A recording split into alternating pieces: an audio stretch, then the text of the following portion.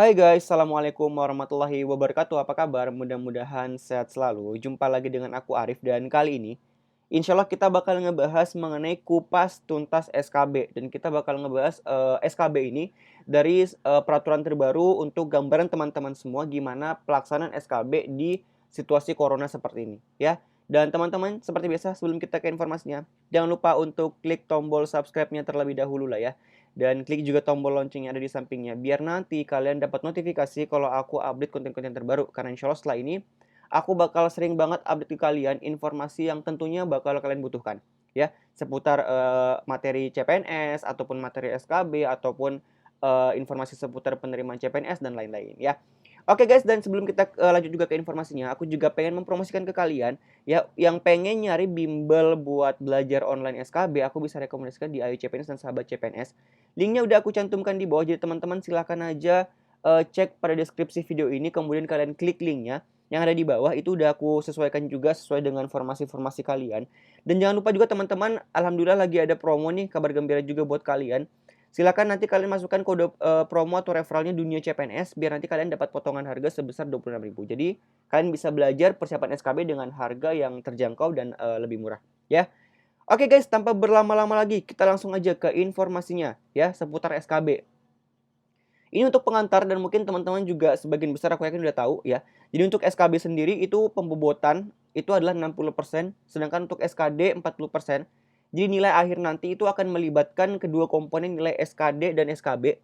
SKD itu yang udah kemarin teman-teman lakukan itu nanti bakal dibobot sebesar 40%, dan yang sekarang ini yang insya Allah bakal teman-teman laksanakan selama beberapa hari lagi ya, pekan depan ya, udah bulan depan, udah tinggal beberapa hari lagi, itu sebesar 60%. Dan untuk SKB sendiri itu juga biasanya di beberapa instansi itu komponennya nggak cuma satu. Jadi di Pemda biasanya cuma CAT aja untuk SKB, tapi di beberapa instansi itu ada kombinasi ya, jadi nggak cuma CAT. Ada juga yang ditambah dengan wawancara, ada juga yang ditambah dengan psikotes, ada juga yang ditambah dengan kesemaptaan. Jadi beda-beda. Makanya teman-teman aku harapkan untuk selalu update dengan instansi kalian ya. Dan apalagi saat ini kan sedang ada corona ya. Jadi kalian wajib banget untuk tahu update terbaru seputar rangkaian dari SKB di instansi kalian. Kita bahas ya, yang untuk CAT, rata-rata ini di Pemda bakal CAT kembali. Itu sama banget dengan ketika SKD, yang bedanya adalah di tipe soalnya. Jadi kalau di SKD itu ada TWK, TIO, dan TKP, untuk di SKB kali ini udah sesuai dengan formasi kalian, sesuai dengan bidang kalian. Ya, jumlah soalnya sama 100 dan waktu untuk mengerjakan selama 90 menit. Jadi itu sama banget ketika teman-teman ngerjain waktu CAT SKD kemarin, yang beda cuma soalnya doang. Ya, jadi teman-teman silahkan disesuaikan. Aku juga ada bikinkan trik khusus buat teman-teman semua yang nanti bakal SKB dengan CAT. Kalian silahkan bisa cek di channelku yang judulnya trik mengerjakan 100 soal SKB ya dalam waktu 90 menit. Silahkan teman-teman simak videonya. Dan untuk teman-teman juga, jadi insya Allah untuk yang SKB dengan CAT ini kalian sama banget bakal ngerjain dengan yang SKD kemarin. Cuman beda di soal doang ya. Lalu yang kedua adalah SKB dengan wawancara. Nah, SKB dengan wawancara ini, itu teman-teman nanti, karena situasi corona sekarang ya, itu kalau misalnya nggak corona kan nanti bakal tatap muka. Tapi, insya Allah buat yang wawancara ini, kalau teman-teman nanti instansinya ada, itu bakal dilakukan secara online atau daring.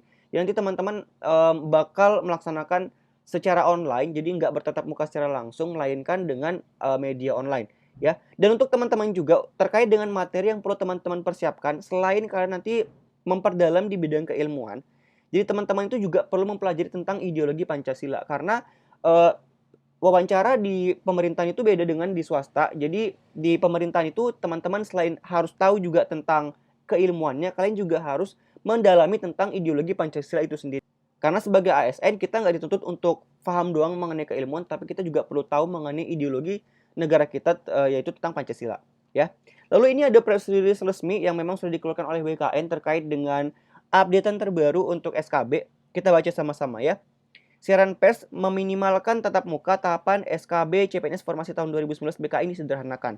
Panitia Seleksi Nasional atau Panselnas mengagendakan penjadwalan seleksi kompetensi bidang atau SKB CPNS Formasi tahun 2019 berlangsung pada 10 sampai 14 Agustus dan pengumuman jadwal SKB disampaikan pada 18 Agustus 2020.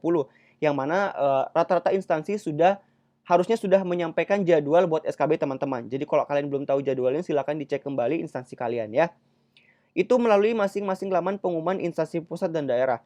Berdasarkan penetapan jadwal tersebut, Badan Kepegawaian Negara atau BKN telah menerbitkan pengumuman jadwal SKB bagi pelamar di lingkungan BKN melalui pengumuman nomor sekian ya, pada tanggal 18 Agustus.